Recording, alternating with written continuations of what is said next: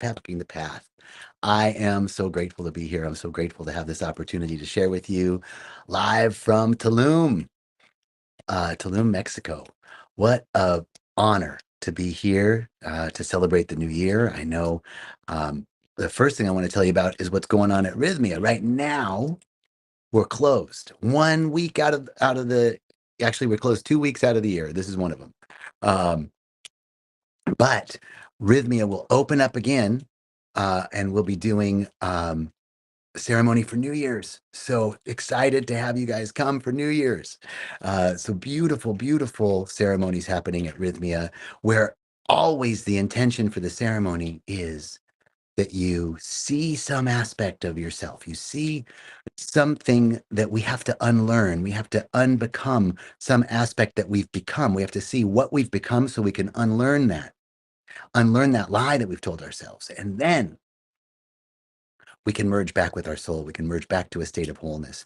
And from that wholeness, from that realization that we're really one with everything, that there's nothing apart from us, that's where we can forgive. And all forgiveness is self-forgiveness. So that's what's going on every week at Rhythmia. And New Year's, what a powerful time to set your New Year's intention at Rhythmia. And whether you can come to Rhythmia or not, it's a powerful time to set your New Year's intentions. So let's talk about that. So many of us, I know in the past, I've set things that I wanted to do, things I wanted to change about myself, things that I wanted to fix, and I never really do them, right? So this year, in the last few years, what I've been doing is a process that I want to share with you, my end of the year process, that is really a review of the past. Take a moment to review your past year. What transpired month by month? Sometimes I look through my photos, I look through my journal, right, and just get a sense of what happened. Did this happen? This person came to visit. This, my car, whatever it was, car broke down, whatever it is. Write down month by month what happened for you, and then review that year and see what are the things that I learned. What are the lessons that I learned in this past year? Right. So we're talking about our New Year's Eve process, an end of the year process to prepare for New Year's Eve. For those of you that are just joining us, welcome. And the New Year's Eve process is, first of all, reviewing the year in the past. Review the past year, month by month. I look at my phone photos. I look at my journal and see what happened. Just a simple, like, this happened, this happened, this happened. Just a simple retelling of what happened in the year.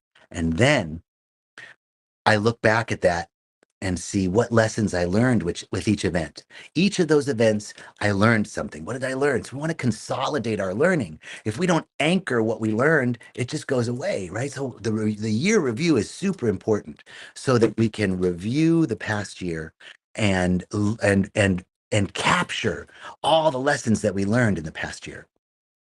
And then from what we learned this year, what do you want to experience? What would you love to experience in the coming year? What would you love to experience in 2023?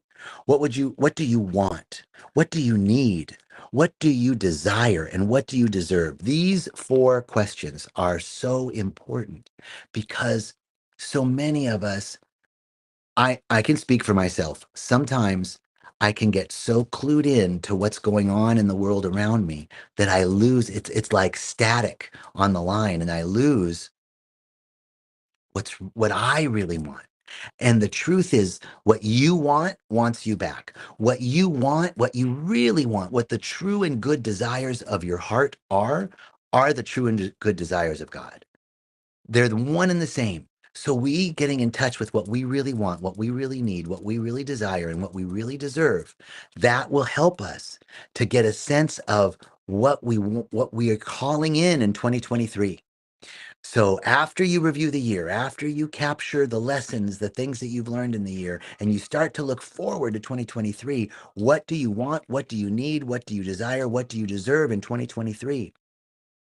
And really, the question to ask is, what would I love to experience? What would I love to experience in 2023? And from that, from what I would love to experience in 2023, then create a letter to yourself from your future self, from your 2023 self, telling yourself how the year goes. And here's the reason why I want you to do that. And when you write this letter, I want you to keep it simple, and when you write it, it's got to land for you. Like what you write can't be what you think you should be doing. It can't be what you know know is right or something like that. No, it's got to be what you really, really want. The true and good desire of your heart. And you've got to feel it when you write it. You've got to make it so that, like, when you read those words from this letter that you're going to write to yourself from the future, when you read those words, hey, John, I want to tell you how 2023 went. What an amazing year. You're going to write this letter to yourself from 2024. Hey, this year was amazing. You really stepped into your truth and really connected with yourself. It was an amazing time for you. And when you connected with yourself, you were able to connect with others. So many wonderful relationships emerged out of you connecting with yourself. Oh, JJ, I got to tell you, what a great year this is. And the things that have unfolded, and you can start talking about all the things that you would want, love, desire, need, and deserve, what you would love to experience.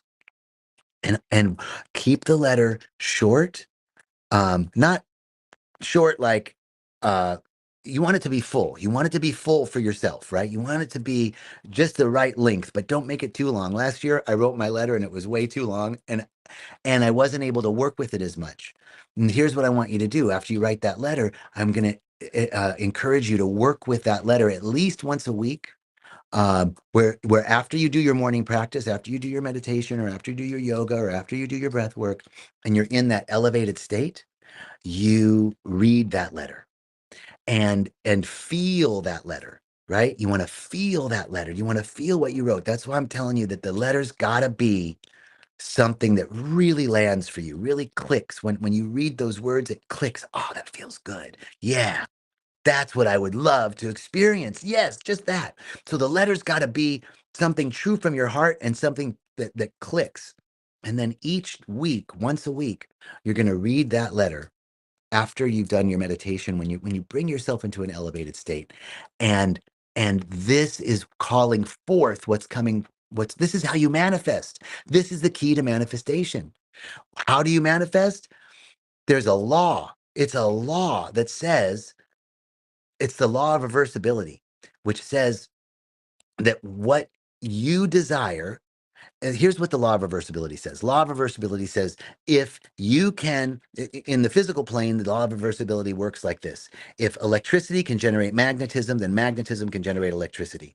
If um, if friction can generate heat, then heat can generate friction. Right? If friction can generate electricity, then electricity can generate friction. There's a law of reversibility. And in the world of the spirit world, the law of reversibility works like this. If having the experience or having the thing can create the feeling, then creating the feeling will create the thing. So if having an experience of deep connectedness and a oneness generates a feeling of abundance and prosperity, then feeling abundant and prosperous will generate the connection. If having a new house, a place to call your own, will generate a feeling of security and safety, then generating feelings of security and safety will create the house. This is the law of reversibility, and this is why I'm telling you to write this letter in a way that really feels good for you, that really clicks for you, and then read that letter at least once a week and create. And the reason why you want it to write it so it really clicks for you is because it creates that feeling in you. The universe doesn't hear us, the universe feels us. So you create that feeling within, and then work that letter. As you work with it, you're creating the feeling, you're generating the feeling, you're calling that thing forth, because the spirit says that what you want wants you back. What you desire desires you. What you're looking for is looking for you, because there's a universal match. There's a match for every possibility. And by creating, then generating the feeling, you're connecting with that potential. that potential possibility that exists in the field, that exists in consciousness. And when you generate that feeling, you're calling that experience towards you because it exists out there. Now we're bringing it in here. This is the art of manifestation. Okay. Well, this is our little short walking the path from Tulum. I'm so grateful that you guys joined me. I'm so grateful for you, and I'm knowing that this precious time as we come towards the full moon is a time of fruitful abundance and prosperity in every manner for your life, and abundance of health, abundance of peace, and abundance of all needs met now and in the coming year. I'm wishing you many blessings. Be happy new year and continued blessings. We'll see you next week.